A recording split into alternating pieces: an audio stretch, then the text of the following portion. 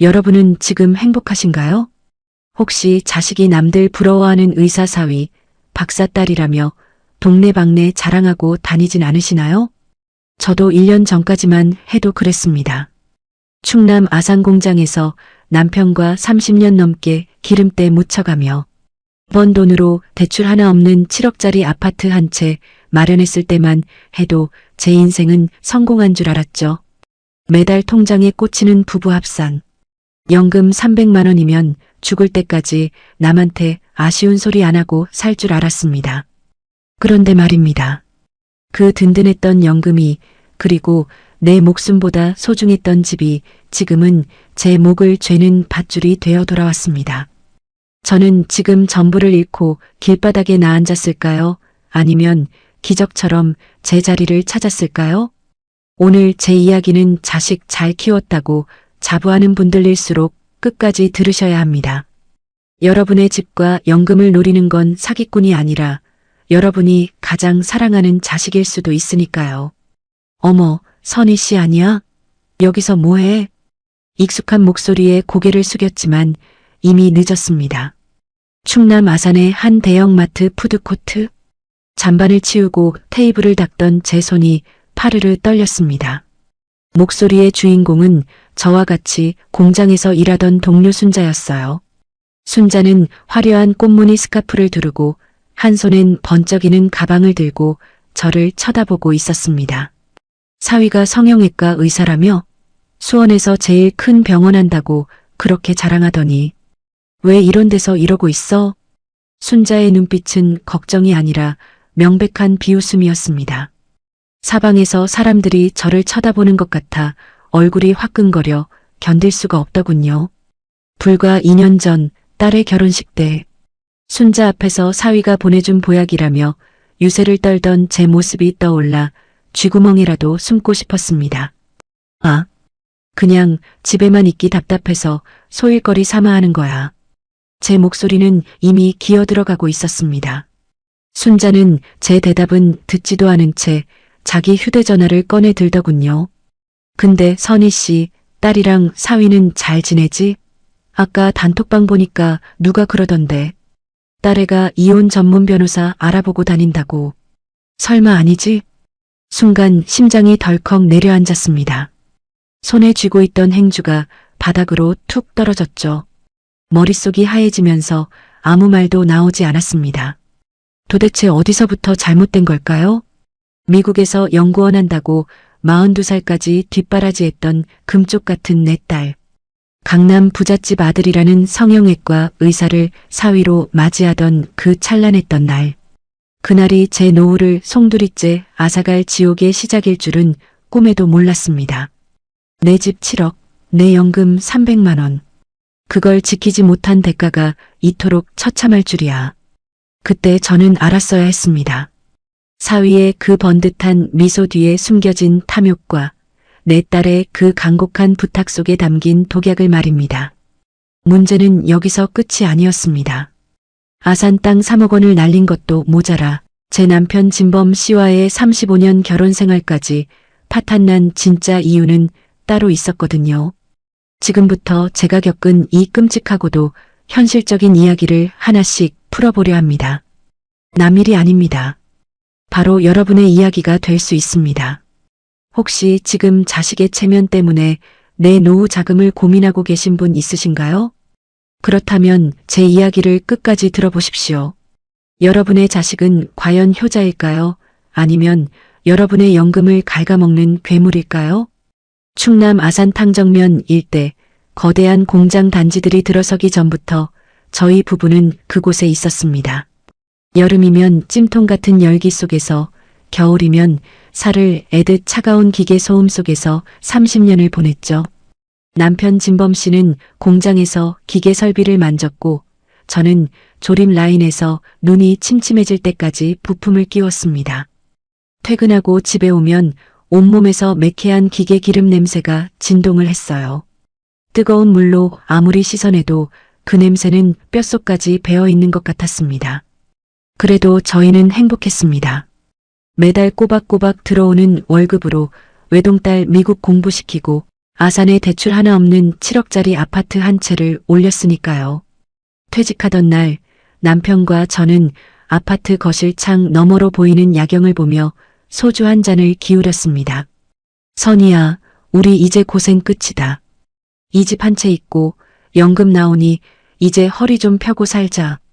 남편의 그 투박한 손을 잡으며 저도 눈시울을 붉혔습니다. 그때까지만 해도 세상이 다 제 것 같았거든요. 부부 합산 국민연금과 퇴직연금을 합치니 딱 300만 원이 나오더라고요. 60대 중반 부부가 아산에서 살기에 300만 원이면 아주 넉넉한 돈이었습니다.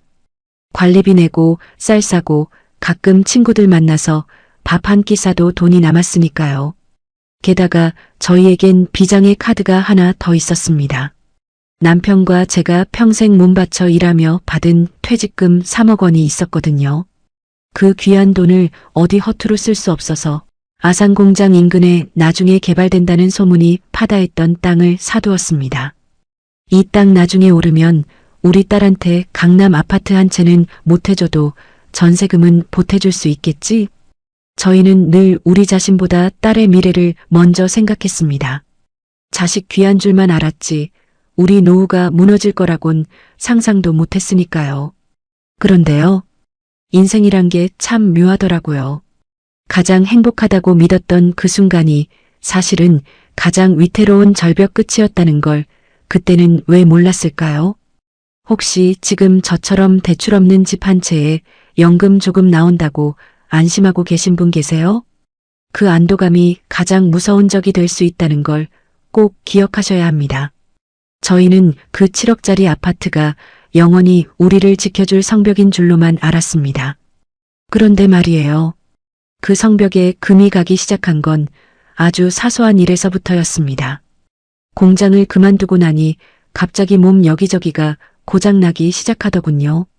남편은 무릎 수술을 해야 했고 저도 허리 디스크 때문에 병원 신세를 져야 했습니다. 병원비로 나가는 돈이 생각보다 많았지만 그래도 괜찮았습니다. 들어놓은 실손 보험도 있었고 매달 나오는 연금이 든든한 버팀목이 되어줬거든요. 여보, 우리 병원비 걱정은 없으니 다행이야. 연금이 진짜 효자네. 남편은 병실 침대에 누워 웃으며 말했습니다. 저도 그땐 그 연금 통장이 제 목숨줄인 줄만 알았지 자식 눈물의 담보가 될 줄은 꿈에도 몰랐거든요. 문제는 여기서 끝이 아니었습니다. 미국에서 박사학위 따겠다며 10년 넘게 공부만 하던 딸애가 갑자기 귀국한다는 소식을 전해왔습니다. 42, 남들은 이미 아이 키우고 자리 잡을 나이에 우리 딸은 이제야 사회에 첫 발을 내딛게 된 거죠. 부모 마음이 어디 그렇습니까? 늦깎이 공부 마치고 돌아오는 딸이 대견하기도 하고 한편으론 안쓰러웠습니다. 그런데 딸애가 귀국하자마자 폭탄 선언을 하더군요. 엄마, 나 결혼할 사람 생겼어. 수원에서 성형외과 하는 의사야. 의사사위라니요. 공장 노동자로 평생을 산 저희에게 의사사위는 가문의 영광이었습니다. 그 소식을 듣자마자 남편 진범 씨는 동네방네 전화를 돌리며 자랑을 해댔습니다. 우리 딸이 의사랑 결혼한다네. 그것도 수원에서 제일 잘 나가는 성형외과 원장이래. 남편의 목소리엔 수십 년간 공장에서 무시당하며 쌓였던 서름이 한꺼번에 씻겨나가는 듯한 환희가 섞여 있었습니다. 하지만 저는 은근히 걱정이 앞섰습니다. 사위 집안은 강남에서 빌딩을 몇 채나 가지고 있다는 소문이 있었거든요. 소위 말하는 집안 차이가 너무 나니까 기가 죽지 않을까 겁이 났던 거죠. 그때 딸애가 제 손을 꼭 잡으며 말했습니다. 엄마, 사위 집안이 워낙 빵빵해서 내가 기죽으면 안 되잖아. 혼수만큼은 남부럽지 않게 해가고 싶어. 그 말이 제 가슴을 후벼 팠습니다. 평생 공장 밥 먹으며 키운 딸이 시댁에서 무시당할까봐 잠이 오질 않더군요. 사돈댁 수준에 맞추려면 적어도 1억 원은 넘게 혼수 비용이 필요해 보였습니다. 그런데 수중에 있는 현금은 연금뿐이고 퇴직금 3억 원은 이미 아산 땅에 묶여 있는 상태였습니다. 결국 고민 끝에 남편과 저는 아산 땅을 담보로 대출을 받기로 했습니다. 여보, 사위가 의사인데 1억 원이 아깝겠어? 나중에 사위가 다 갚아주겠지. 남편은 호기롭게 말하며 도장을 찍었습니다. 그 대출이 우리 노후를 갉아먹는 첫 번째 존벌레가 될 줄은 정말 몰랐습니다. 연금 300만 원 중에서 대출 이자가 조금씩 빠져나가기 시작했지만 그때까지만 해도 사위 덕분에 호강할 날만 기다렸습니다.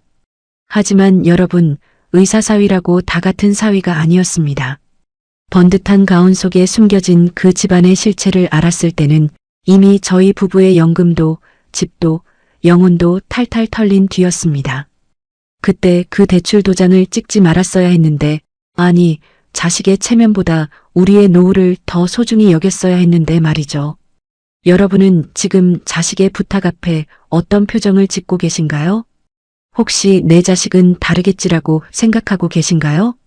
죄송하지만 그 믿음이 여러분을 가장 아픈 곳으로 몰아넣을 수 있다는 사실을 잊지 마십시오.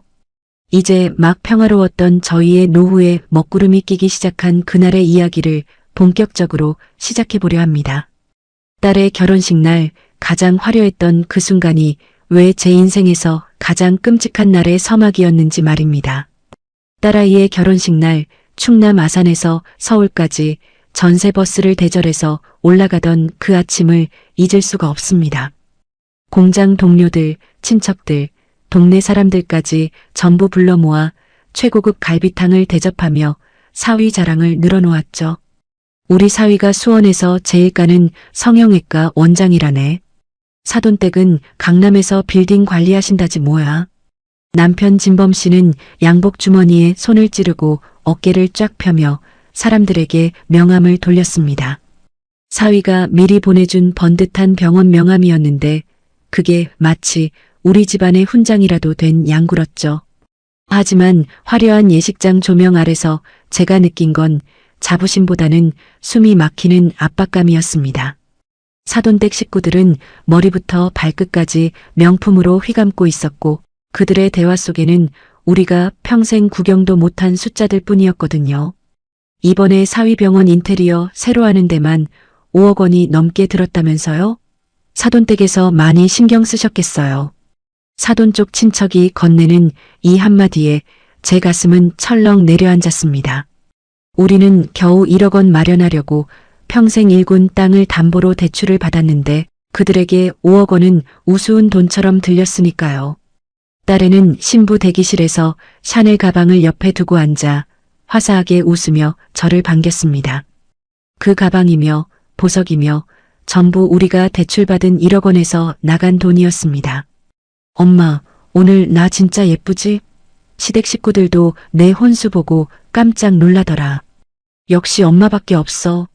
그 말을 듣는데 기쁘기보다는 가슴 한구석이 싸하게 식어가는 기분이 들었습니다. 딸아이의 길을 살려주기 위해 선택한 그 대출이 사실은 우리 부부의 목을 조르는 시작이었다는 걸 그때는 외면하고 싶었나 봅니다. 결혼식이 끝나고 아산으로 내려오는 버스 안에서 남편은 술 기운에 기분이 좋아져 사람들에게 연신 소리를 질렀습니다. 자, 내일은 내가 한턱 낼 테니까 전부 모여. 우리 딸 이제 강남 사모님 된 날이야. 남편의 그 호기로운 목소리가 저는 왜 그렇게 서글프게 들렸을까요? 집에 돌아와 화장을 지우고 앉으니 머릿속엔 오직 하나뿐이었습니다. 이제 매달 연금 300만 원 중에서 대출 이자 50만 원이 빠져나가기 시작할 텐데 과연 우리가 예전처럼 생활할 수 있을까 하는 걱정이었죠. 그런데요. 문제는 여기서 끝이 아니었습니다. 결혼만 시키면 모든 게 끝날 줄 알았는데 그건 제 착각이었어요. 의사 사위를 뒀다는 허영심의 대가는 생각보다 훨씬 더 가혹하고 빠르게 찾아왔습니다. 결혼 후 한 달쯤 지났을까요? 수원 인계동에 있는 사위병원을 처음 방문했을 때였습니다. 번쩍거리는 대리석 바닥과 화려한 인테리어에 눈이 휘둥그레져서 구경을 하고 있는데 사위의 표정이 생각보다 밝지 않더군요. 어머니 오셨어요? 병원이 요즘 경기가 좀 안 좋아서 정신이 없네요. 사위는 짧게 인사를 하고는 진료실로 쏙 들어가 버렸습니다. 딸애는 옆에서 제 눈치를 보며 슬쩍 말을 돌리더라고요. 엄마, 사위가 요새 병원 확장하느라 대출을 좀 많이 받았나 봐. 이자 나가는 게 장난이 아니래. 그 말을 듣는 순간 제 손에 들려있던 명품 가방이 갑자기 너무 무겁게 느껴졌습니다. 사위도 대출을 받고 우리도 사위 때문에 대출을 받고 온 집안이 빚잔치를 벌이고 있다는 사실을 저는 그때서야 어렴풋이 깨닫기 시작했습니다. 생각처럼 쉽지 않았어요. 의사 사위를 둔 장모로서의 삶은 우아하기는커녕 매일매일이 살얼음판이었습니다. 딸은 전화를 걸 때마다 시댁에서 은근히 무시를 당한다며 울먹였고 그때마다 제 가슴은 갈기갈기 찢어졌습니다. 시어머니는 이번에 유럽 여행 가신다는데 나는 며느리 노릇하려면 용돈이라도 드려야 하잖아. 엄마, 나 어떡해? 결국 저는 제 비상금으로 넣어두었던 보험까지 해약해서 딸의 손에 쥐어줬습니다. 연금 300만 원은 이제 통장을 거치기도 전에 대출 이자와 딸의 뒷바라지 비용으로 썰물처럼 빠져나갔습니다. 남편 진범 씨는 그런 속사정도 모르고 매일 친구들을 불러 모아 술을 샀습니다. 이 사람아, 사위가 의사인데 돈 몇 푼 아껴서 뭐해? 나중에 병원 더 커지면 우리한테 아파트 한 채 안 사주겠어? 남편의 그 근거 없는 자신감이 원망스러워 저는 밤마다 이불목을 쥐고 울었습니다. 알고 보니 그게 아니었어요. 사위의 병원은 겉만 화려했지 속은 텅 빈 강정이나 다름없었습니다. 무리하게 확장을 거듭하며 받은 고금리 대출에 사위의 낭비벽까지 겹쳐 이미 파산 직전이었던 거죠. 그런데도 딸에는 제 면을 세우겠다고 저에게 계속해서 거짓말을 하고 있었던 겁니다. 어느 날 딸애가 예고도 없이 아산집으로 내려왔습니다. 눈은 퉁퉁 부어있고 손에는 명품 가방 대신 낡은 쇼핑백 하나만 들려있더군요. 엄마, 사위 병원이 압류당할지도 모른대. 당장 급전으로 2억 원이 필요한데 시댁에서는 한 푼도 안 도와준대. 그 말을 듣는 순간 제 눈앞이 캄캄해지면서 땅이 꺼지는 것 같았습니다. 2억 원이라니요. 우리에게 남은 건 이제 대출 없는 7억짜리 아파트 한 채뿐인데 말이죠. 여러분, 자식의 눈물 앞에 장사 있는 부모가 어디 있겠습니까? 하지만 그때 저는 그 눈물을 독하게 뿌리쳤어야 했습니다. 그 눈물이 사실은 우리 부부의 마지막 안식처인 집을 집어삼킬 거대한 파도였다는 걸 저는 그때 몰랐습니다. 혹시 지금 여러분 곁에 자식이 와서 힘들다고 딱 한 번만 도와달라고 빌고 있나요? 그게 여러분의 연금과 집을 노리는 마지막 공격일 수 있다는 사실을 절대로 잊지 마세요. 그때 제가 내린 결정이 우리 부부를 이혼으로 몰아넣고 7억 아파트를 날려버린 가장 끔찍한 실수의 시작이었습니다. 도대체 제가 무슨 짓을 저질렀는지 그리고 그 의사 사위라는 작자가 우리에게 어떤 짓을 했는지 들으시면 여러분도 피눈물이 나실 겁니다. 딸애가 거실 바닥에 엎드려 울기 시작했을 때 저는 그 소리가 제 심장을 칼로 긋는 소리처럼 들렸습니다. 수원에서 아산까지 한달음에 달려온 딸의 몰골은 말이 아니었습니다. 화려했던 명품 옷은 온데간데였고 푸석푸석한 얼굴에 눈은 밤탱이처럼 부어올라 있었죠. 엄마, 제발 이번 한 번만 살려줘. 그 집 담보로 대출 조금만 받으면 안 돼? 딸의 입에서 나온 그 한마디에 거실 안에는 무거운 정적이 내려앉았습니다. 남편 진범 씨는 창밖만 내다보며 줄담배를 피워댔고 저는 떨리는 손으로 찻잔만 만지작거렸습니다. 우리가 30년 동안 공장에서 기름때 묻혀가며 지켜낸 이 7억 아파트. 이 집은 단순한 건물이 아니라 우리 부부의 땀과 눈물 그리고 노후를 지탱해줄 마지막 성벽이었거든요. 그런데 그 성벽을 허물어 자식을 구하라는 말에 가슴이 찢어지는 것 같았습니다. 남편이 담배를 끄고 무겁게 입을 열었습니다. 야, 이 사람아. 우리가 이미 아산 땅 담보로 1억 원 빌려줬잖아.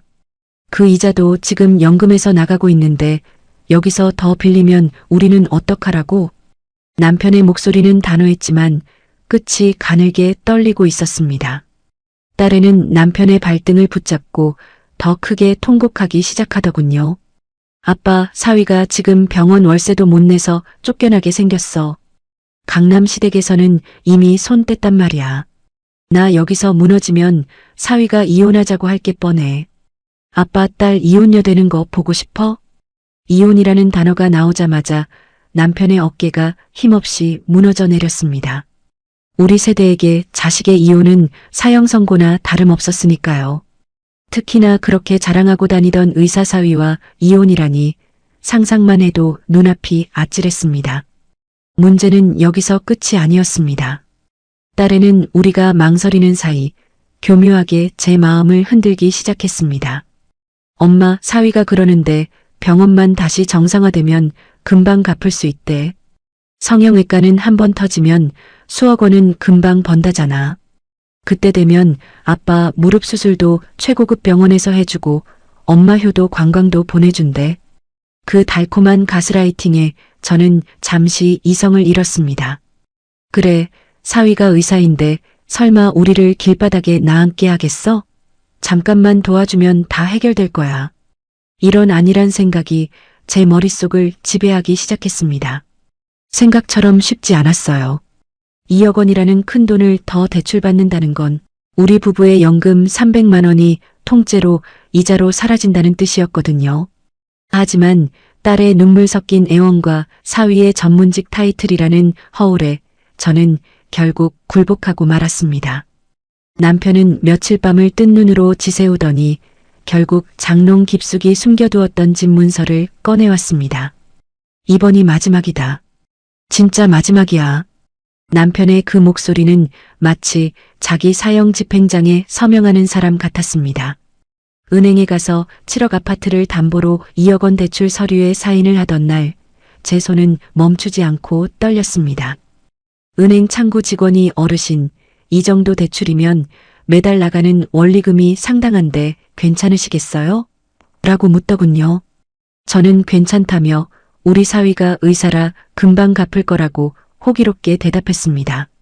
지금 생각하면 그 직원의 얼굴을 다시 보고 싶을 정도로 제 자신이 한심하고 부끄럽습니다. 대출금이 딸의 통장으로 들어가는 순간 딸의 얼굴에는 금세 생기가 돌았습니다. 엄마, 아빠, 진짜 고마워. 나 수원 올라가서 사위랑 잘해볼게. 금방 갚을게. 딸은 가벼운 발걸음으로 아산을 떠났고 남편과 저는 텅 빈 거실에 앉아 서로의 얼굴만 바라봤습니다. 그날 이후 우리 부부의 삶은 급격하게 무너지기 시작했습니다. 여기서 끝이 아니에요. 정말 무서운 건 돈이 나가는 속도가 아니라 우리 부부의 신뢰가 깨지는 속도였습니다. 매달 나오던 연금 300만 원은 이제 은행 이자로 200만 원 넘게 빠져나갔습니다. 남은 100만 원으로 관리비 내고 병원비 내고 나면 하루 세끼 챙겨 먹는 것도 버거운 현실이 닥쳤죠.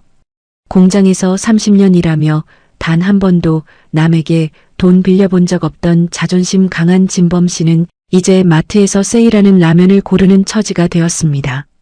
이게 다 내가 딸에 오냐 오냐 해서 벌어진 일이야. 남편은 술만 먹으면 저에게 소리를 질렀고 저는 죄인처럼 고개를 숙이고 아무 말도 못했습니다.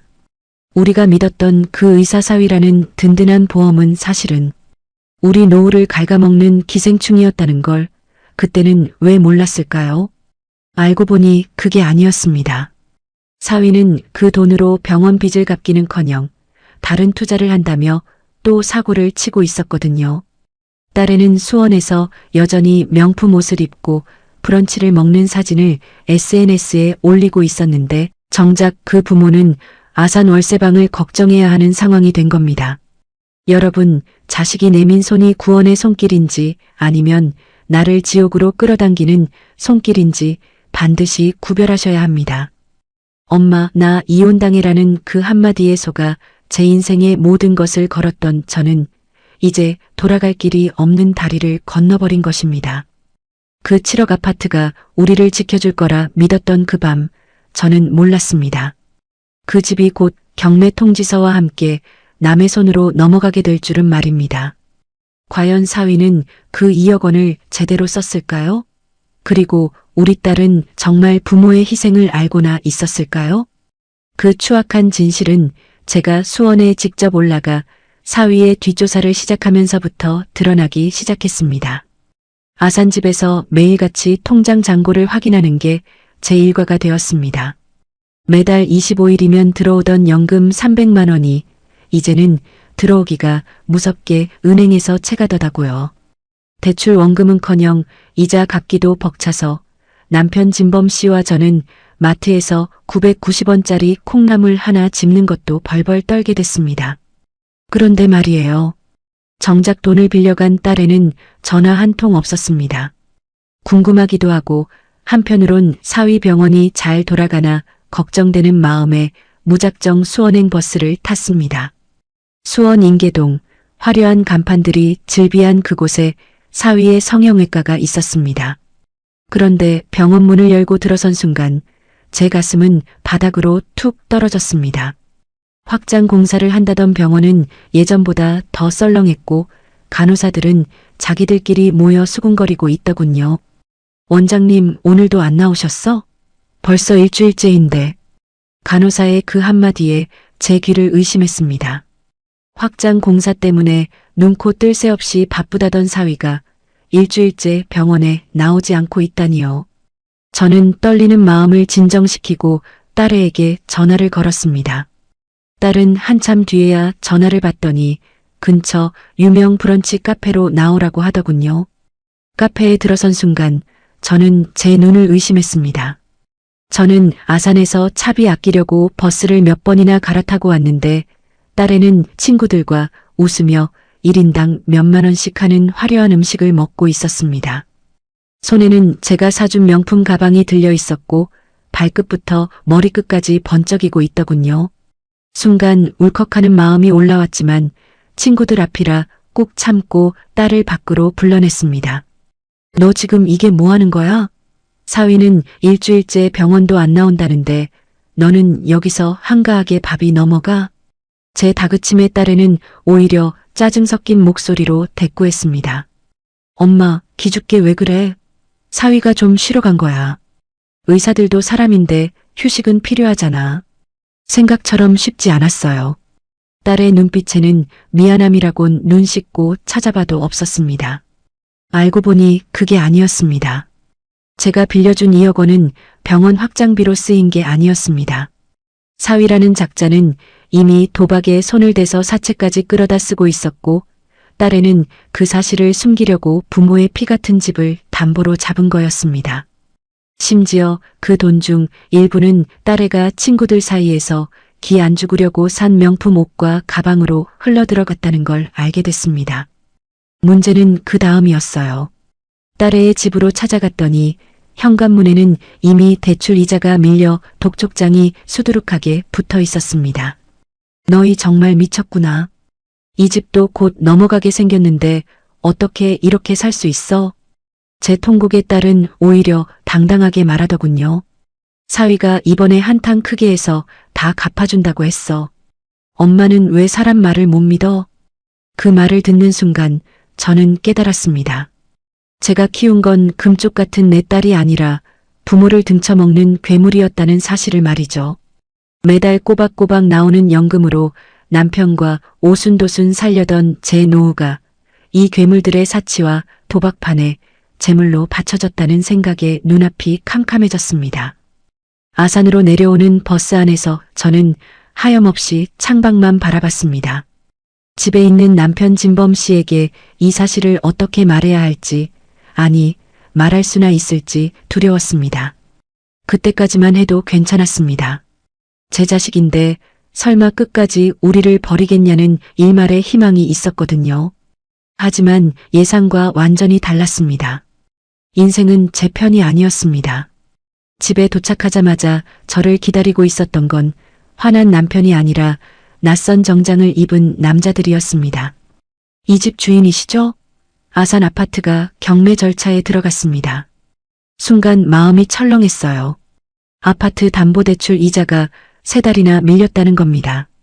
딸애가 갚아주겠다던 그 이자는 단 한 번도 은행에 들어가지 않았던 거죠.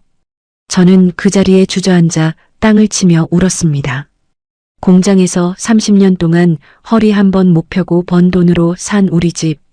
우리 부부가 죽을 때까지 살기로 약속했던 그 보금자리가 자식의 거짓말 한마디에 날아가게 생긴 겁니다. 여러분, 자식의 입에서 나오는 잘 될 거야, 갚아줄게라는 말은 세상에서 가장 무서운 마약입니다. 그 말을 믿고 도장을 찍는 순간 여러분의 노후는 이미 끝난 것이나 다름없습니다. 이게 다가 아니었습니다. 이 모든 사실을 알게 된 남편 진범 씨의 반응은 제 상상을 초월했습니다. 평생을 성실하게만 살아온 남편이 분노로 미쳐가는 모습을 보는 건 집을 잃는 것보다 더 고통스러웠습니다. 과연 우리 부부는 이 파국 속에서 서로를 지킬 수 있었을까요? 아니면 자식이 쌓아놓은 오물 속에서 서로를 증오하며 무너졌을까요? 그 처참한 갈등의 시작은 바로 그날 밤 아산 아파트 거실에서 터져나왔습니다. 집에 경매 딱지가 붙고 나서 우리 부부는 죽은 사람처럼 지냈습니다. 남편 진범 씨는 며칠째 식사도 거른 채 베란다에서 멍하니 방만 내다봤고, 저는 거실 바닥에 붙은 그 노란 종이를 차마 떼지도 못하고 매일 눈물로 밤을 지새웠습니다. 그런데요, 하늘이 무너져도 솟아날 구멍이 있다는 말이 정말 맞나 싶던 순간이 찾아왔습니다. 연락도 잘 안 되던 딸애가 갑자기 화난 목소리로 전화를 해온 겁니다. 엄마, 아빠, 걱정 마. 우리 다 살았어. 사위병원 근처에 큰 투자자가 나타났대. 딸의 목소리는 너무나 활기차서 제가 꿈을 꾸는 건가 싶을 정도였습니다. 사위가 아는 인맥을 동원해서 병원 지분을 넘기는 조건으로 큰 자금을 수혈받기로 했다는 거예요. 그 돈이면 아산 아파트에 걸린 대출 2억 원은 물론이고 땅 담보로 빌린 돈까지 한 번에 다 갚을 수 있다고 하더군요. 엄마, 내가 그동안 속 썩인 거 다 알아. 이번에 다 정리하고 나면 내가 엄마 아빠 연금 통장에 매달 100만 원씩 더 넣어줄게. 그 말을 듣는데 억장이 무너지던 가슴이 다시 뛰기 시작했습니다. 자식이 죽을 죄를 지었어도 다시 잘해보겠다는 그 한마디에 마음이 녹는 게 부모인가 봅니다. 남편도 그 소식을 듣더니 며칠 만에 처음으로 숟가락을 들었습니다. 거봐, 내가 뭘 했어. 의사 사위가 어디 가겠어? 다 과정이었던 거야. 우리는 그날 오랜만에 아산 온양 온천 근처에 나가서 뜨끈한 국밥 한 그릇씩을 사 먹었습니다. 매달 나가는 이자 때문에 고기 한 점 사 먹는 것도 죄스러웠는데 이제 살았다 싶으니 밥맛이 돌더라고요. 여기서 끝이 아니었습니다. 사위가 직접 전화를 해서는 장모님, 그동안 면목이 없었습니다. 이번에 해결되면 제가 아산 땅 개발 정보도 확실한 걸로 다시 알아봐 드릴게요라고 깍듯하게 말하더군요. 그 목소리를 들으니 그동안 사위를 의심했던 제가 오히려 미안해질 정도였습니다. 생각처럼 쉽지 않았던 그 고통의 시간들이 이제야 보상받는 기분이었죠. 우리는 경매 취하 서류가 오기만을 기다리며 다시 예전의 평화로운 일상을 꿈꿨습니다. 다시 매달 300만 원의 연금을 온전히 우리 부부를 위해 쓸 수 있다는 생각에 잠도 잘 오더라고요. 여보, 우리 이거 해결되면 실비보험 말고 노후 간병보험도 하나 더 들어놓자. 남편과 그런 미래를 설계하며 마주보고 웃기도 했습니다. 그때까지만 해도 정말 모든 게 다 해결된 줄로만 알았습니다. 솔직히 말하면 다시는 딸애를 원망하지 않겠다고 다짐까지 했었으니까요. 하지만 여러분, 인생은 절대로 우리가 생각하는 대로 흘러가지 않더군요. 그 가짜 안도감이 얼마나 잔인한 칼날이 되어 돌아올지 저는 상상조차 못했습니다. 딸이 말한 그 투자자가 사실은 사위의 또 다른 사기극을 위한 미끼였다는 걸 알았을 때는 이미 우리 부부가 가진 마지막 남은 자존심까지 다 털린 뒤였습니다. 당시에는 몰랐습니다. 사위가 보낸 그 달콤한 문자와 딸의 밝은 목소리가 사실은 우리를 더 깊은 수렁으로 빠뜨리기 위한 연극이었다는 것을요. 여러분도 혹시 자식이 갑자기 다 해결됐다며 밝게 웃을 때 덜컥 믿어버리고 싶으신가요? 그 안도감이 드는 순간이 사실은 여러분이 가진 마지막 한 푼까지 뺏길 수 있는 가장 위험한 순간이라는 걸 잊지 마세요. 문제는 그 다음이었습니다. 그렇게 며칠을 축제 분위기로 지내던 우리 부부에게 수원에서 온 의문의 서류 한 장이 도착했습니다. 그 서류를 뜯어보는 순간 제 손은 사시나무 떨듯 떨리기 시작했습니다. 딸애가 말한 투자금은커녕 사위의 이름으로 된 더 큰 빚의 보증인 명단에 제 이름이 올라가 있었거든요. 어떻게 이런 일이 벌어질 수 있었을까요? 우리가 잠시 안도하며 웃고 떠들던 그 며칠 사이에 대체 무슨 일이 벌어진 걸까요? 그때 그 서류를 다시 확인했어야 했습니다. 분위기에 취해 자식의 말에 취해 눈이 가려졌던 제 자신이 너무나 원망스러워지는 순간이었습니다. 그때 그 서류를 다시 한번 확인했어야 했습니다. 아니, 서류를 보기 전에 제 눈을 가리고 있던 그 몹쓸 자식 사랑부터 걷어냈어야 했어요. 하지만 인생은 제 편이 아니었습니다. 투자자가 나타나서 모든 게 해결됐다는 딸의 목소리는 사실 저희 부부를 완벽하게 무너뜨리기 위한 마지막 연극이었습니다. 수원에서 날아온 그 노란 봉투 안에는 제가 상상조차 못했던 추악한 진실이 담겨 있었습니다. 사위라는 작자는 병원 지분을 넘긴 게 아니었습니다. 오히려 제 인감도장과 신분증 사본을 도용해서 사채나 다름없는 고금리 대출의 연대보증인 명단에 제 이름을 올려놓았더군요. 이게 도대체 무슨 소리야? 내가 보증을 서다니? 서류를 든 제 손이 미친 듯이 떨렸습니다. 눈앞이 핑글핑글 돌고 숨이 막혀서 거실 바닥에 그대로 주저앉아 버렸습니다. 남편 진범 씨가 달려와 서류를 낚아채더니 이내 짐승 같은 비명을 질렀습니다. 이 천벌 받을 놈들, 사위라는 놈이 장인 장모를 팔아먹어? 선이야, 너 이거 알고 있었어? 남편의 눈이 뒤집혀서 저를 몰아세우는데 저는 아무 말도 할 수 없었습니다. 그저 딸애가 잘 된다는 말에 사위가 곧 돈을 갚아준다는 말에 속아 인감도장을 넘겨준 제 손가락을 잘라버리고 싶을 뿐이었죠. 그런데 말입니다. 진짜 절망은 여기서 끝이 아니었습니다. 떨리는 손으로 딸애에게 수십 번 전화를 걸었지만 돌아오는 건 차가운 기계음 뿐이었습니다. 그렇게 부모를 살리겠다고 호언장담하던 내 딸은 정작 부모가 벼랑 끝으로 밀려난 순간에 연락을 끊고 잠적해버린 겁니다. 나중에 알았는데요. 그 투자자라는 사람도 사실은 사위에게 돈을 떼인 채권자 중 한 명이었다고 하더라고요. 사위는 그 사람에게 우리 아산 아파트를 담보로 추가 대출을 받게 해주겠다고 속여서 자기 시간을 벌었던 겁니다. 그 과정에서 우리 딸은 자기 남편의 사기 행각을 모두 알고 있으면서도 부모를 안심시키는 역할을 맡았던 거고요. 생각과 완전히 달랐습니다. 내 자식만큼은 우리 편일 줄 알았는데 그 아이는 이미 사위와 한 배를 탄 괴물이 되어 있었습니다. 순간 마음이 철렁했어요. 이제 우리에게 남은 건 아무것도 없다는 사실이 뼈아프게 다가왔습니다. 매달 300만 원씩 나오던 연금은 이제 남의 돈이나 다름없었습니다.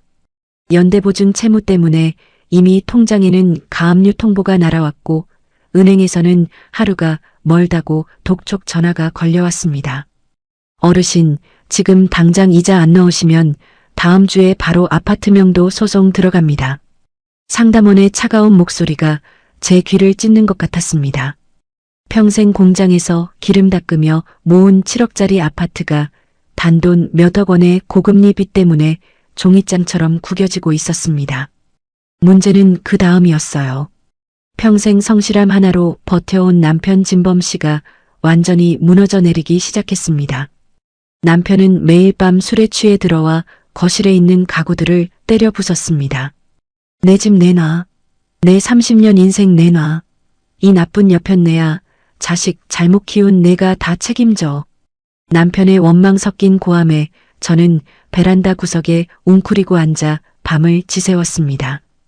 그때까지만 해도 어떻게든 수습해 보려 했습니다. 사위가 다니던 병원에 찾아가고 사돈댁 문턱이 닳도록 찾아가 빌어보기도 했습니다.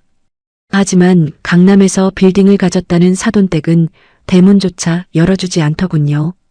우리 아들도 그쪽 딸 때문에 망했어요. 다신 찾아오지 마세요. 인터폰 너머로 들려오는 그 차가운 목소리에 저는 그만 길바닥에 주저앉아 통곡했습니다. 의사사위라는 화려한 간판 뒤에는 이토록 추악한 이기심만이 도사리고 있었던 겁니다. 여러분, 자식이 내미는 손이 가끔은 밧줄이 아니라 올가미가 될 수도 있다는 걸 왜 저는 몰랐을까요? 보험 하나 제대로 들지 못하고 오직 자식만 믿고 살았던 제 노년이 이렇게 처참하게 무너질 줄은 정말 꿈에도 몰랐습니다. 여기서 끝이 아니에요. 아직 남은 게 있었습니다. 모든 것을 포기하고 아산 아파트에서 쫓겨날 준비를 하던 저희 부부에게 딸애로부터 문자 한 통이 왔습니다. 그 문자를 확인하는 순간 저는 제 인생이 완전히 끝났음을 직감했습니다. 엄마 미안해. 나 이혼하기로 했어. 근데 나 당장 갈 데가 없는데. 엄마 있는 곳으로 가면 안 돼? 부모를 지옥으로 밀어넣은 자식이 이제는 자기가 살겠다고 다시 부모의 등에 업히겠다고 합니다. 그 문자를 본 남편 진범 씨의 눈빛이 어떻게 변했는지 아십니까? 35년을 함께 산 남편의 눈에서 제가 본 건 사랑이 아니라 명백한 사리와 증오였습니다. 우리는 이제 갈 곳도 없고 돈도 없고 서로에 대한 믿음조차 조각나 버렸습니다. 과연 제가 그 딸을 다시 받아줬을까요? 아니면 남편의 말대로 자식과 인연을 끊었을까요? 그 처절한 선택의 기로에서 저는 인생에서 가장 잔인한 결정을 내려야만 했습니다. 나 당장 갈 데가 없는데. 엄마 있는 곳으로 가면 안 돼? 딸의 그 문자를 본 순간 제 손에서 휴대전화가 툭 떨어졌습니다. 그때 제 옆에서 술잔을 비우던 남편 진범 씨가 제 표정을 보더니 바닥에 떨어진 전화를 낚아채더군요. 문자를 읽어 내려가는 남편의 얼굴이 순식간에 시뻘겋게 달아올랐습니다. 목에 핏대가 서고 손이 파르르 떨리는 게 금방이라도 무슨 일이 터질 것만 같았죠. 이 독한 년, 지 부모를 길바닥에 나앉게 해놓고 여기가 어디라고 기어들어와? 남편의 고함 소리가 아산 아파트 거실 천장이 울릴 정도로 터져나왔습니다. 저는 아무 말도 못하고 베란다 구석으로 몸을 피했습니다. 솔직히 말하면 그때 저는 남편의 분노보다 제 속에서 올라오는 비참한 모성애가 더 무서웠습니다. 그렇게 당하고도 집이 날아가고 연금이 압류당하게 생겼는데도 갈 데 없다는 자식 걱정이 앞서는 제 자신이 미치도록 싫었거든요. 그날 밤 결국 사달이 났습니다. 새벽 2시쯤이었을까요? 현관문 도어락 번호를 누르는 소리가 들렸습니다. 딸이었습니다. 비밀번호가 바뀐 줄도 모르고 예전 번호를 계속 누르고 있더군요. 남편은 현관문까지 달려가 문을 걸어 잠그고 소리를 질렀습니다. 당장 꺼져. 너 같은 딸 둔 적 없으니까 당장 내 시댁으로 가든 수원 길바닥에서 자든 마음대로 해. 문 밖에서는 딸의 흐느낌과 문을 두드리는 소리가 들려왔습니다. 아빠 잘못했어. 나 진짜 갈 데가 없어서 그래. 사위가 집 비밀번호 다 바꾸고 나 내쫓았단 말이야. 그 처량한 목소리에 제 가슴은 이미 갈기갈기 찢어지고 있었습니다. 문제는 그 다음이었어요. 제가 남편을 말리며 슬그머니 문을 열어주려 하자 남편이 제 뺨을 후려쳤습니다. 35년 결혼 생활 동안 단 한 번도 손 찍어만 적 없던 사람이었습니다. 너 이 문 열면 나랑은 끝이야. 이 집에서 시신으로 나가고 싶으면 열어. 남편의 눈은 이미 제정신이 아니었습니다. 평생 공장에서 기름 닦으며 지켜온 7억 아파트와 자부심이 무너진 남자의 마지막 발악이었죠. 저는 그 자리에 주저앉아 남편의 바짓가랑이를 붙잡고 빌었습니다. 여보, 그래도 우리 자식이잖아. 죽을 죄를 지었어도 일단 들어오게는 해야지. 하지만 남편은 제 손을 뿌리치고 방으로 들어가 문을 걸어 잠갔습니다. 저는 현관문 너머로 딸의 울음소리를 들으며 밤을 지새웠습니다. 아내 눈을 못 마주치겠더라고요. 남편도 저도 서로가 서로에게 칼날이 된 밤이었습니다. 생각처럼 쉽지 않았습니다. 자식을 용서하는 것도 그렇다고 내치는 것도 우리에겐 죽음보다 힘든 일이었습니다. 다음 날 아침 문 밖을 나가보니 딸애는 복도 차가운 바닥에 쪼그리고 앉아 잠들어 있었습니다.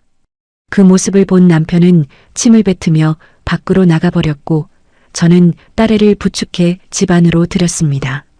그런데요, 지옥은 여기서 끝이 아니었습니다. 집 안에 들어온 딸애의 첫마디가 뭔지 아십니까? 엄마, 혹시 사위한테 연락 오면 내 행방 절대 말하지 마. 그리고 남은 대출금 중에서 조금이라도 현금으로 뺄 수 있는 거 없어? 저는 그 말을 듣는 순간 제 귀를 의심했습니다. 이 상황에서도 돈 이야기를 꺼내는 딸을 보며 제가 키운 건 사람이 아니라 괴물이었다는 걸 뼈저리게 느꼈습니다. 알고 보니 그게 아니었습니다. 딸애는 사위가 저지른 도박빚의 일부를 본인 명의로 뒤집어 쓰고 도망쳐온 거였어요. 결국 우리 부부의 연금 300만 원은 이제 딸애의 채무를 갚는 독촉 전화를 막는 대조차 부족한 수준이 되었습니다. 문제는 여기서 끝이 아니었습니다. 며칠 뒤 검은 양복을 입은 사내들이 아산집까지 찾아왔습니다. 사위가 제 명의를 도용해 받은 고금리 대출의 이자가 밀렸다며 집안에 있는 가전제품에까지 압류 딱지를 붙이기 시작하더군요. 이건 우리 부부가 평생 일해서 산 거야. 손대지 마. 제가 울부짖으며 그들을 막아섰지만 그들은 차가운 눈빛으로 저를 밀쳐냈습니다. 그 광경을 방 안에서 숨어서 지켜보던 딸애는 밖으로 나오지도 않더군요. 저는 그때 깨달았습니다. 자식 뒷바라지에 모든 것을 걸었던 제 인생이 사실은 모래성보다 허망했다는 것을요. 여러분, 자식이 엄마밖에 없어라고 말할 때 조심하십시오. 그 말은 여러분을 사랑한다는 뜻이 아니라 여러분을 마지막까지 이용하겠다는 신호일 수도 있습니다. 혹시 지금 여러분도 자식의 죄를 대신 짊어지고 끙끙 앓고 계신가요? 죄송하지만 그 짐을 대신 져준다고 해서 자식이 정신 차리는 일은 절대 없습니다. 오히려 여러분의 노후만 더 처참하게 망가뜨릴 뿐입니다. 남편 진범 씨는 결국 그날 이후 집으로 돌아오지 않았습니다. 어디서 자는지 밥은 먹는지 연락도 안 되는 남편을 기다리며 저는 딸애와 단둘이 그 딱지 붙은 집에서 지옥 같은 시간을 보냈습니다. 이게 다가 아니었습니다. 진짜 결론을 향해 가는 과정에서 저는 제 인생 가장 잔인한 선택을 해야만 했습니다. 자식을 살릴 것인가 아니면 저와 남편의 마지막 인간다운 삶을 지킬 것인가. 그 처절한 갈등 끝에 제가 내린 결론이 무엇이었는지 여러분은 상상도 못하실 겁니다. 가출했던 남편 진범 씨에게서 연락이 온 건 아파트 거실에 빨간 압류 딱지가 도배된 지 일주일째 되던 날이었습니다. 경찰서에서 전화가 왔더군요. 남편이 아산공장 근처 여인숙에서 술에 취해 난동을 부리다가 연행됐다는 겁니다. 부랴부랴 파출소로 달려갔더니 35년을 함께 산 제 남편의 모습은 온데간데 없고 웬 노숙자 하나가 의자에 널브러져 있었습니다. 평생 공장에서 기름 닦던 시절에도 퇴근하면 깨끗하게 씻고 옷을 갈아입던 깔끔한 사람이었는데 머리는 떡지고 옷에선 역한 술 냄새가 진동을 하더라고요. 여보, 이게 무슨 꼴이에요? 일단 집으로 가요. 제 말에 남편은 초점 없는 눈으로 저를 빤히 쳐다보더니 껄껄 웃기 시작했습니다. 선이야, 우리 집이 어디 있어? 그거 이제 남의 집이잖아. 우리 딸이랑 사위가 다 팔아먹었잖아. 남편의 그 비명 섞인 웃음소리에 파출소에 있던 경찰들도 고개를 돌리더군요. 비참했습니다. 평생 남한테 아쉬운 소리 안 하고 살려고 그 고생을 했는데 환갑 넘은 나이에 자식 때문에 파출소 신세를 지게 될 줄은 정말 몰랐습니다.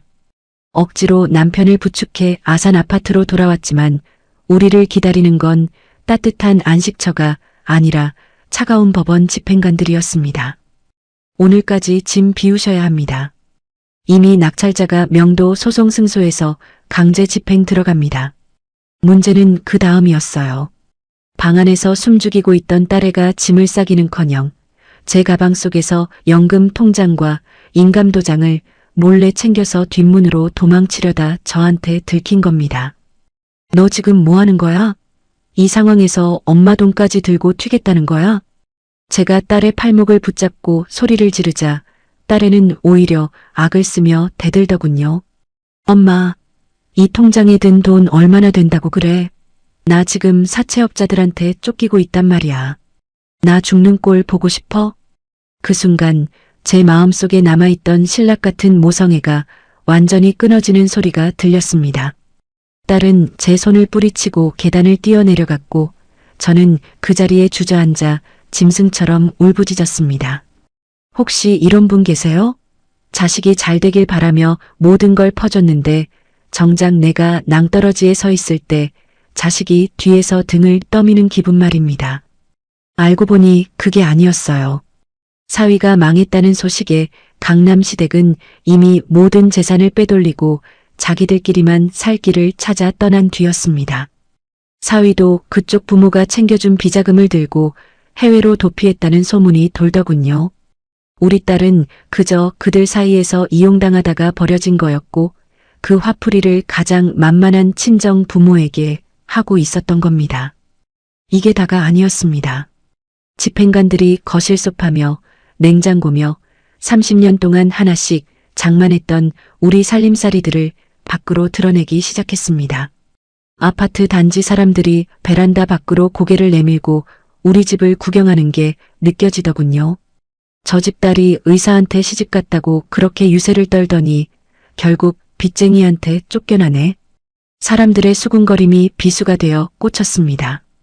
우리는 그 7억 원을 지키려고 평생을 바쳤는데 정작 길바닥에 나앉는 건 한순간이었습니다.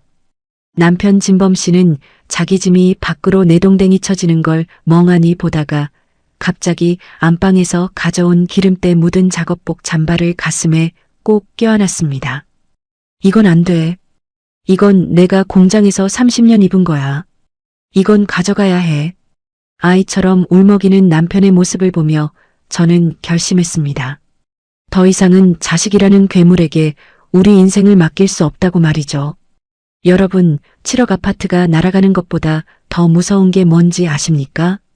바로 내 곁을 지켜주던 배우자가 절망으로 인해 영혼이 파괴되는 걸 지켜보는 일입니다.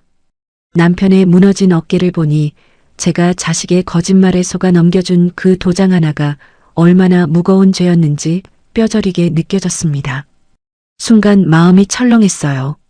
남편이 품 안에서 작은 약병 하나를 꺼내는 걸 봤거든요. 여보, 그게 뭐야? 안 돼. 죽어도 같이 죽고 살아도 같이 살아야지. 왜 이래? 남편의 손을 붙잡고 실랑이를 벌이는 동안 우리 집 가구들은 트럭에 실려 어디론가 떠나가고 있었습니다. 연금 300만 원 중에서 남은 돈은 이제 한 푼도 없었습니다. 이미 채권자들이 대출금 회수를 위해 통장을 압류했고 국가에서 주는 최소한의 생계비 정도만 간신히 건질 수 있는 처지였죠.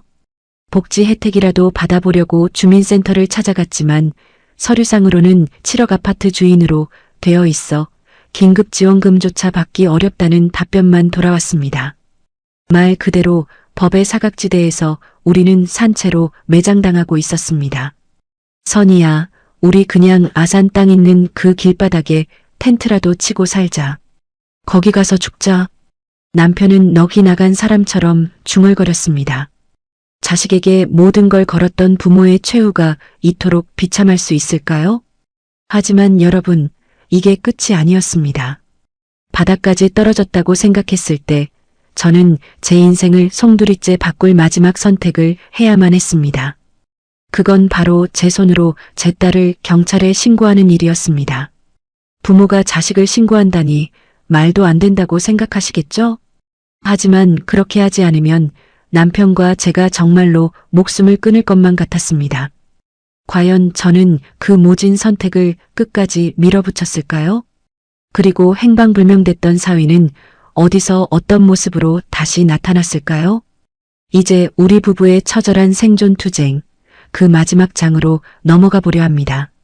아스팔트 바닥에 내동댕이 쳐진 살림살이들을 보며 저는 제 인생도 여기서 끝이라고 생각했습니다. 7억짜리 아파트를 떠나 제가 남편을 부축해 찾아간 곳은 아산 온천동 구석진 골목의 보증금 500만 원짜리 월세방이었습니다. 남편 진범 씨는 그날 이후로 한마디도 하지 않았습니다. 그저 방구석에 앉아 공장에서 가져온 그 낡은 작업복만 하루 종일 만지고 있었죠. 문제는 그 다음이었어요.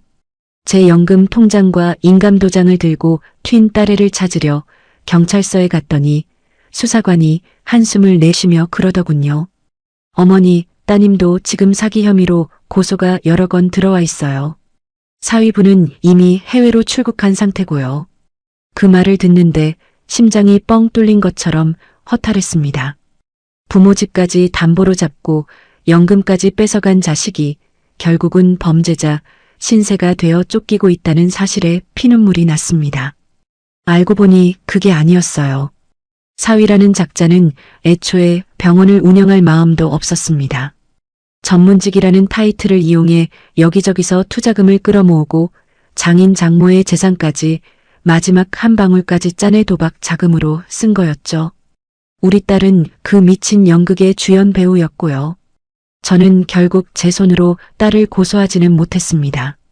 하지만 변호사를 찾아가 제 명의로 된 연대보증이 강압과 기망에 의한 것임을 증명하기 위해 백방으로 뛰어다녔습니다. 생각처럼 쉽지 않았어요. 법은 냉정했습니다. 서류에 제 도장이 찍혀 있다는 이유로 모든 책임을 면할 수는 없었죠. 결국 7억 아파트를 판 돈과 아산 땅을 헐값에 넘긴 돈은 전부 사위의 빚을 갚는 데 쓰였습니다. 우리에겐 단 한 푼도 남지 않았습니다.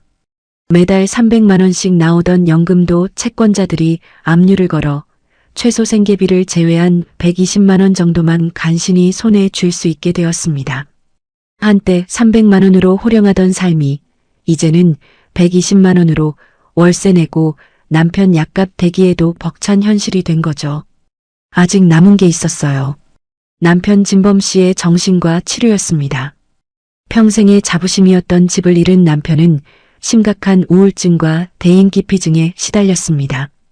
가끔 정신이 돌아오면 내가 그때 너를 때리는 게 아니었는데라며 제 손을 잡고 울었습니다. 우리는 그렇게 서로의 상처를 하두며 아산의 작은 월세방에서 다시 삶을 시작했습니다. 혹시 이런 분 계세요? 전부 잃었다고 생각했는데 막상 바닥을 치고 나니 오히려 마음이 편해지는 그런 기분 말입니다.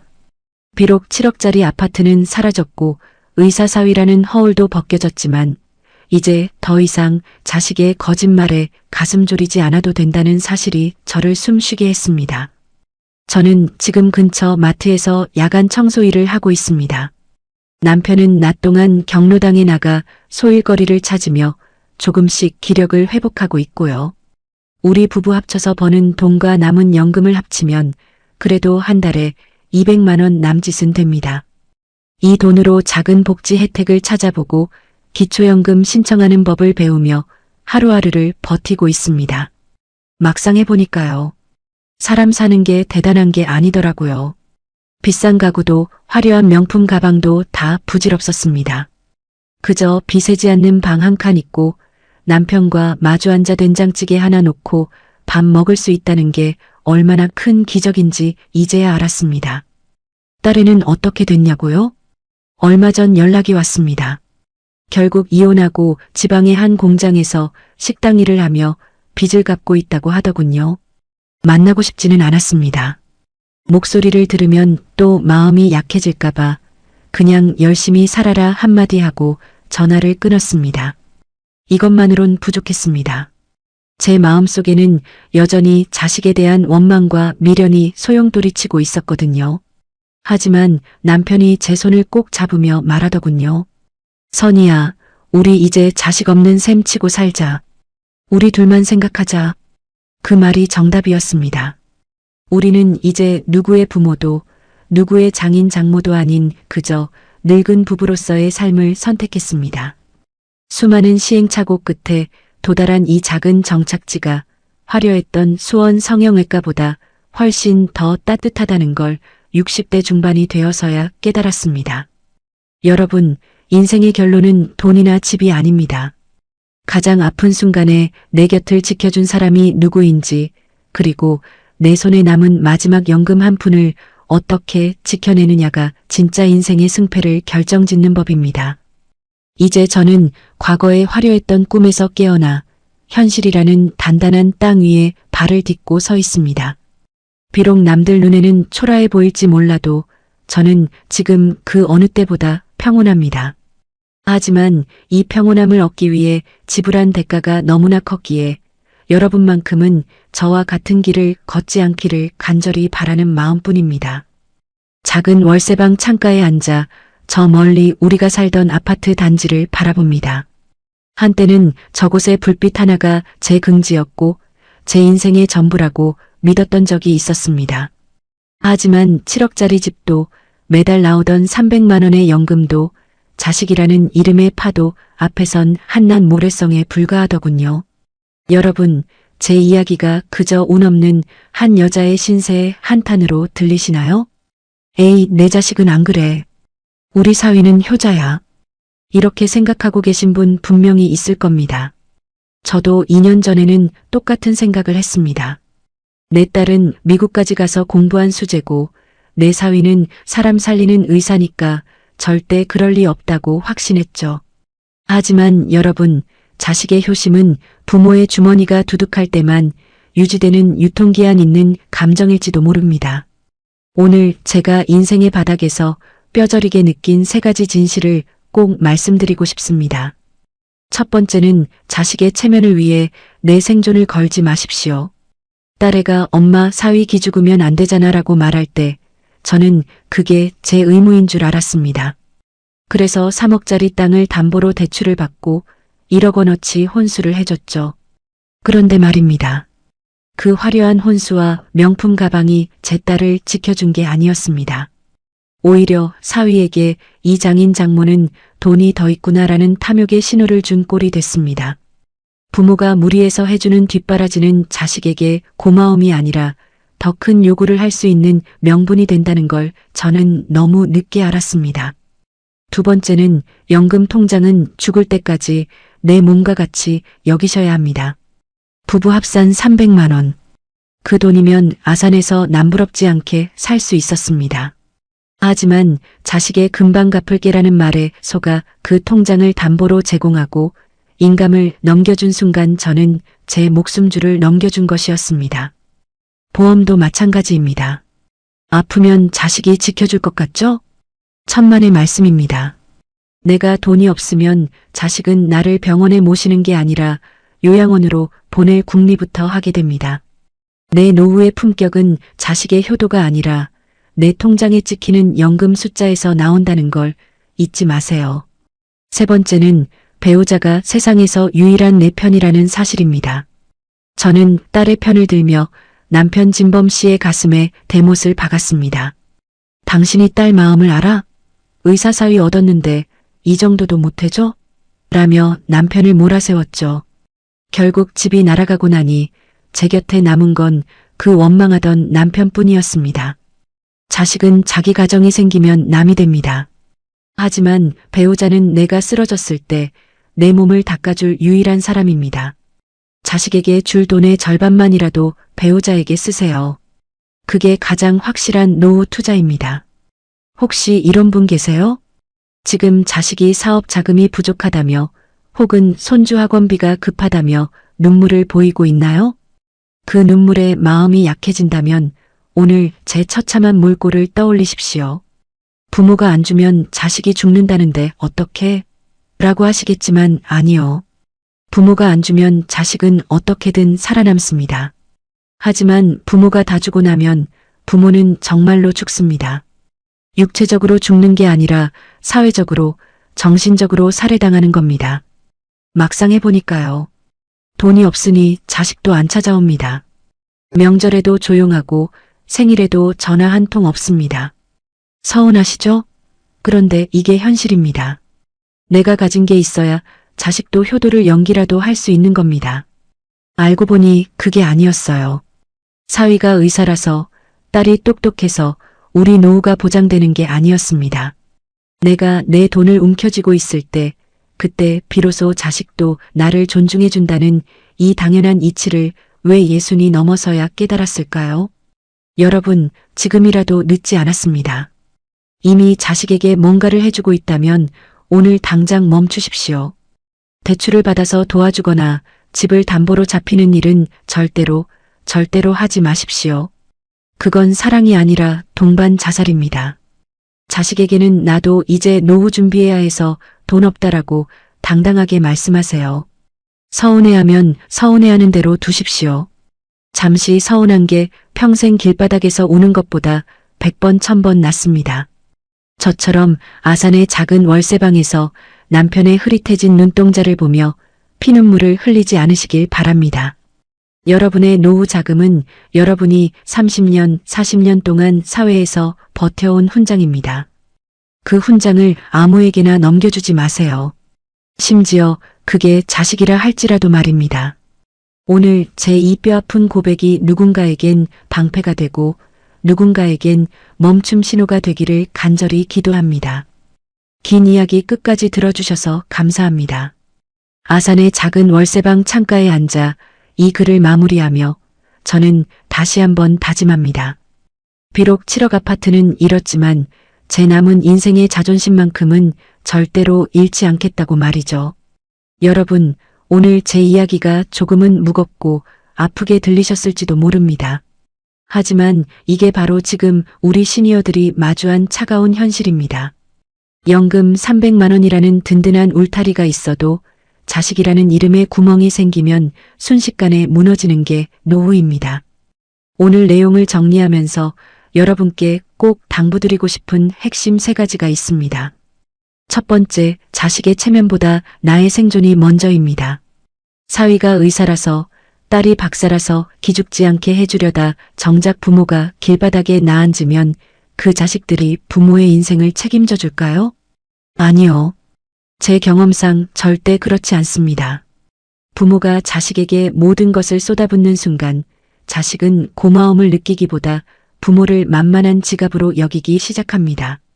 남들 보기에 화려한 결혼식, 명품 혼수, 그거 다 부질없습니다.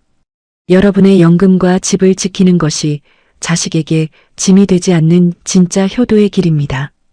두 번째, 내 노후의 진짜 효자는 통장에 찍히는 숫자뿐입니다. 자식에게 현금을 주기보다 여러분의 몸을 지킬 보험 하나 더 챙기시고 나중에 거동이 불편해졌을 때 국가에서 받을 수 있는 복지 혜택이 무엇인지 미리 공부하십시오. 확실하지 않은 투자나 자식의 사업 자금으로 대출을 받는 것은 내 무덤을 내 손으로 파는 일입니다.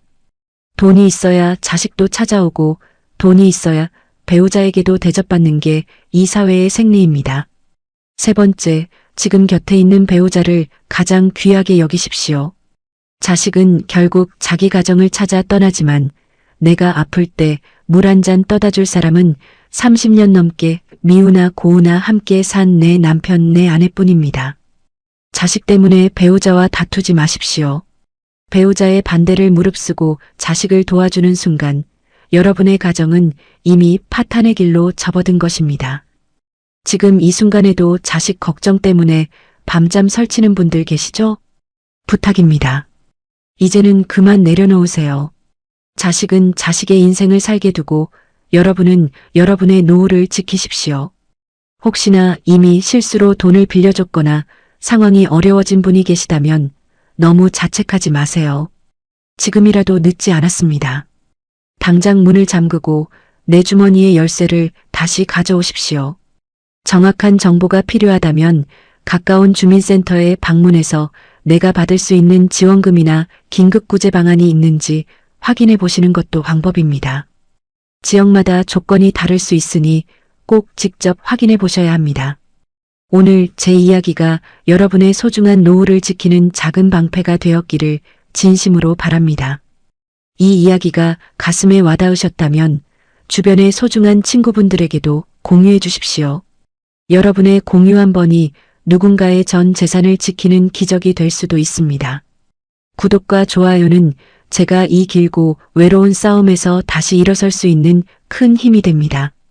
다음번에는 좀 더 희망적이고 시니어들에게 실질적인 도움이 되는 노후 준비 정보로 찾아뵙겠습니다. 오늘 하루도 고생 많으셨습니다. 여러분의 앞날에는 자식의 눈물이 아닌 평온한 웃음만이 가득하시길 간절히 기도하겠습니다. 지금까지 대한민국 시니어들의 진솔한 삶을 전해드린 작가 이선희였습니다.